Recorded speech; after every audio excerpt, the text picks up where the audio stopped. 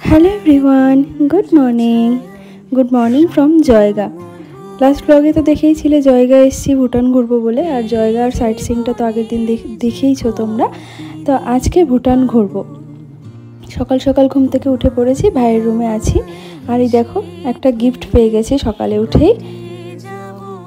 কোথাও ঘুরতে গেলে এক্সাম থাকলে আমার আগের দিন রাত্রে একটু জ্বর আসে, আর সেইখান থেকে জ্বরটা উঠে যায়।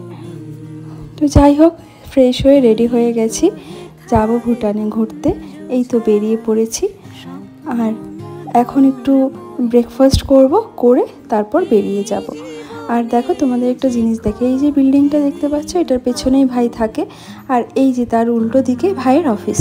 আর কালকে রাত্রে আমাদের বাইকগুলো ভাইয়ের অফিসেই রাখা ছিল, সেগুলোই ভাইরা আনতে গেল। চলো আমরা এখন ব্রেকফাস্ট করে নিই। একটা দোকানে বসেছি, সেখানেই ব্রেকফাস্ট করব। আর ব্রেকফাস্টে ছিল পুরি আর সবজি, এটাই খেয়ে নেব। পরে লাঞ্চ করব ভুটানে না জয়গাতে, দেখা যাক।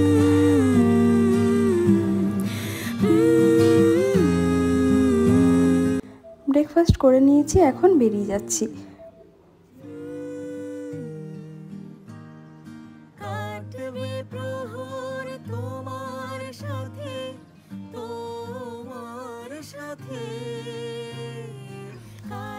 আগের দিন সম্পূর্ণ ভেরিফিকেশনটা তো করাই ছিল, এখন শুধু আইডিটা চেক হবে আর ঢুকে যাব।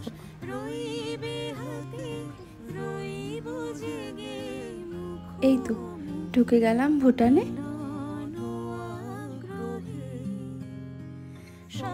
আর আমাদের ভেরিফিকেশন তো করাই ছিল, কিন্তু এখানে বাইক নিয়ে গেলে একটা আলাদা করে বাইকের জন্য পাস বানাতে হয়। তো যেহেতু ভাই আমাদের ডিপার্টমেন্টেরই লোক, তাই ভাই সব প্রসেসগুলো করে দিয়েছিল, আমাদের কিছু নতুন করে টেনশন নিতে হয়নি। তোমরা যখন নতুন যাবে, তোমাদের যদি কোনো রকম কোনো কিছু ইনকোয়ারি থাকে, তোমরা আমাকে ইনবক্স করতে পারো, আমি বাকি ডিটেলসগুলো ইনবক্সে বলে দেবো।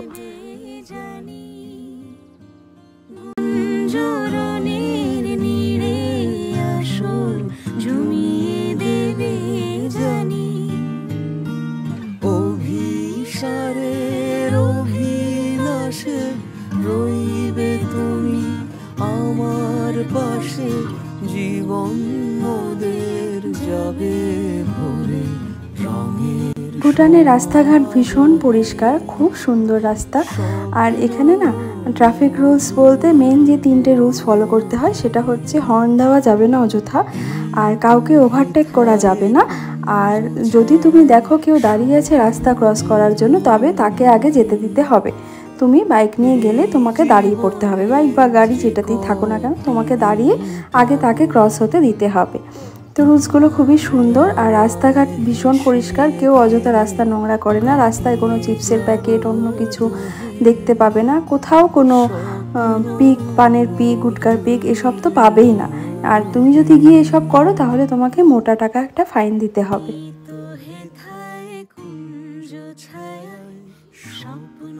আমরা যাচ্ছি এখন আমুচু ব্রিজে, মানে আমাদের ইন্ডিয়াতে যেটা তোরসা নদী, সেটাই ভুটানে আমুচু নদী নামে পরিচিত। তো সেই নদীর একটা ব্রিজ আছে, সেখানেই যাব। তোমরা তো অলরেডি আমার ফটো, ভিডিও, রিলসে দেখেইছো আমি ব্রিজটাতে গিয়েছিলাম। তো চলো সেই ব্রিজটাতেই এখন যাচ্ছি।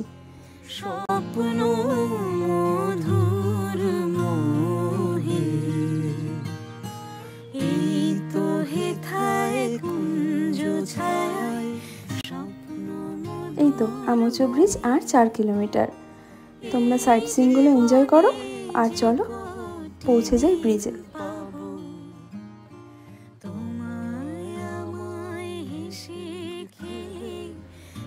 এই তো ব্রিজটা দেখা যাচ্ছে, আর দেখো ব্রিজের উপরে পাহাড়টা সাদা হয়ে আছে না একটা জায়গা, সেখানে না কিছুদিন আগে ধস নেমেছে। না হলে ওই জায়গাটাও সবুজ গাছে মোড়া সুন্দর জায়গাটা ছিল, কিন্তু সেইখানে গাছ সহ পাথর, মাটি, বালি সহ ধস নেমে নদীতে পড়েছে, তাই জায়গাটা ওরকম হয়ে গেছে।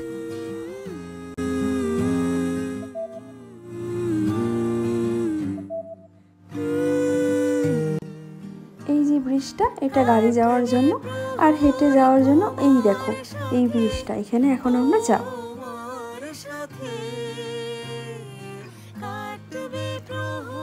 যাওয়ার জন্য তো খুবই এক্সাইটেড ছিলাম, বুঝতে পারিনি যে এতটা ভয় পেয়ে যাব।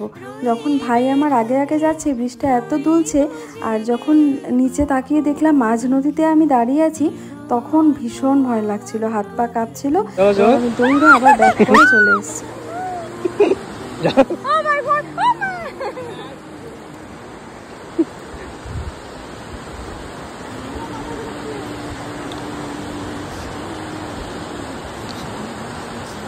শুনতেই পেলে তোমরা কতটা ভয় পেয়েছি আমি। আর আমি আসার সময় আর ওই ব্রিজ দিয়ে ব্যাক করিনি, ওই ব্রিজের ওপারে উঠে আমি ওই পাকা ব্রিজ দিয়ে আবার এসেছি। তো চলো এখন বেরিয়ে যাই এখান থেকে। এখন যাব আমরা রিচেনডিং মনেস্ট্রিতে। তার আগে তোমরা তো সবাই জানো ভুটানে পেট্রোল কত সস্তা। আমরা যেদিন গিয়েছিলাম সেদিন মাত্র 57 টাকা লিটার ছিল। তাই ভাই আর বাবাই দুজনেই ফুল ট্যাঙ্কে তেল ভরে নিল। চলো পৌঁছে গেছি আমরা রিচেনডিং মনেস্ট্রিতে। এখানে এখন টিকিট কাউন্টার থেকে টিকিট কাটা হচ্ছে, আর আমাদের দুজনের টিকিট 15 টাকা করে পার হেড, 30 টাকা নিয়েছিল। আর ভাই যেহেতু ডিপার্টমেন্টের লোক, তাই ওর আই কার্ড দেখিয়ে ঢুকে গেছিল।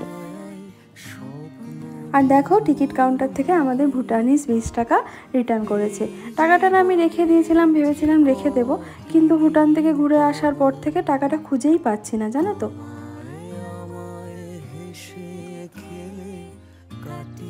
চলো ঢোকা যাক মনেস্ট্রির ভেতরে।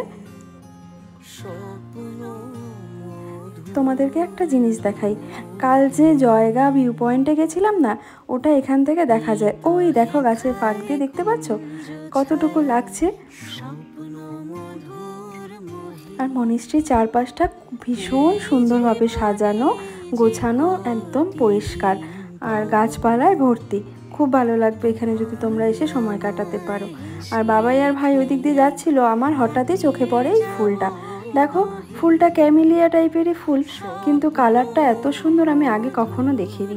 ভিডিওটা করে রাখলাম, যদি কোনো নার্সারিতে চারা পাই অবশ্যই কিনবো।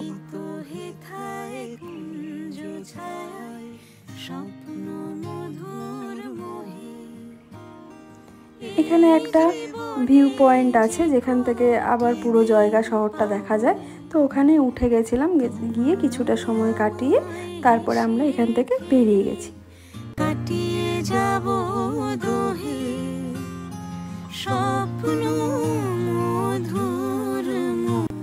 আর দেখো বের হওয়ার সময় না, গেটের সামনে যেখানে টিকিট কাউন্টারটা ছিল ওখানে ওরা লিচি বিক্রি করছিল। আর এটা নাকি এই মনেস্ট্রির বাগানেরই লিচু। আমাকে একটা টেস্ট করতে দিয়েছিল, কিন্তু এত টক, দেখো আমার এক্সপ্রেশন দেখে বুঝতেই পারবে, তাই আমরা লিচুটা কিনিনি। চলো বেরিয়ে গেলাম। এখন আমরা যাব জয়গায়। জয়গায় পৌঁছে গেছি। এখন এখানে দাঁড়িয়ে ডিসাইড হচ্ছে লাঞ্চ করব এখন না কখন করব সেটাই। তো লাস্টে ডিসাইড হলো যে আমরা রুমে যাব, ফ্রেশ হব, তারপরে লাঞ্চ করব। কারণ এত ধুলোবালি ছিল, গরম ছিল যে প্রচণ্ডই নোংরা হয়ে গেছিলাম। তাই এসে আগে স্নান করে ফ্রেশ হয়ে এখন যাচ্ছি আবার সেই জয়গা বাজারে আমরা লাঞ্চ করতে। পৌঁছে গেছি জয়গা বাজারে। ওই যে ভুটান গেট, এই যে রাস্তা, মেন রাস্তা, আর একটু এসেই বাঁ হাতে তোমরা এই মা অন্নপূর্ণা হোটেলটা দেখতে পাবে। হোটেলটা ভীষণ পরিষ্কার, সাজানো গোছানো, সুন্দর, আর বাঙালি হোটেল, বাঙালি খাবার দাবার পাওয়া যায়। তো তোমরা যদি জয়গায় ঘুরতে আসো এই হোটেলটা একবার ট্রাই করে দেখতে পারো। আমরা নিরামিষ থালি নিয়েছিলাম, আর ভীষণ সুন্দর সুন্দর এখানে আইটেমগুলো ছিল। পনির দিয়ে, মটর দিয়ে তরকারি, একটা নিরামিষ তরকারি, 2 রকমের ডাল, পাঁপড় ভাজা, চাটনি, দই, সব কিছুই ছিল। তো লাঞ্চ করে আমরা এখন বেরিয়ে গেলাম। আর তোমাদের আগের দিন বললাম না আমরা যে তোরসা রিভার্সাইড ক্যাফেটাতে গিয়েছিলাম, তো ক্যাফেটা রাতে গিয়েছিলাম বলে না রাস্তাটা ঠিকঠাক দেখতে পেরেছি, না ক্যাফে সাইডটা এনজয় করতে পেরেছি। আর দেখো রাস্তাটা কি সুন্দর। এখানে কালকে রাতে তো বোঝাই যাচ্ছিল না যে রাস্তাটা কি সুন্দর। এখান থেকে পাহাড় দেখা যাচ্ছে, নদীটা দেখা যাচ্ছে। আর এই তো চলে এসেছি রিভারসাইড ক্যাফেতে। তো আগের দিন রেস্টুরেন্টে ঢুকেছিলাম বলে রেস্টুরেন্টের ফ্রন্ট সাইড দিয়ে ঢুকেছি। আজকে তো আর রেস্টুরেন্টে ঢুকবো না, কারণ লাঞ্চ আমরা করেই এসেছি, তাই এটা ব্যাক সাইড দিয়ে ঢুকলাম। আর ওই যে ব্যালকনির কোণাটা দেখতে পাচ্ছ, ওখানে আগের দিন বসে আমরা লাঞ্চ করেছি রাতে। তো এই তো নদীটা, আর তোমরা জলের আওয়াজটা যা শোনো।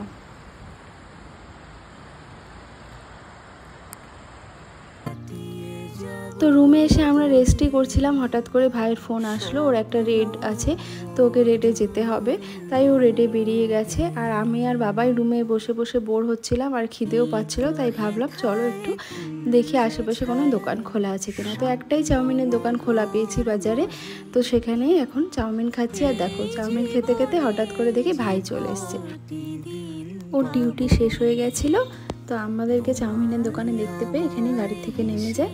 তারপর আমরা ডিনার করে সোজা রুমে, কাল সকালে তো আবার বাড়ি যাওয়ার পালা।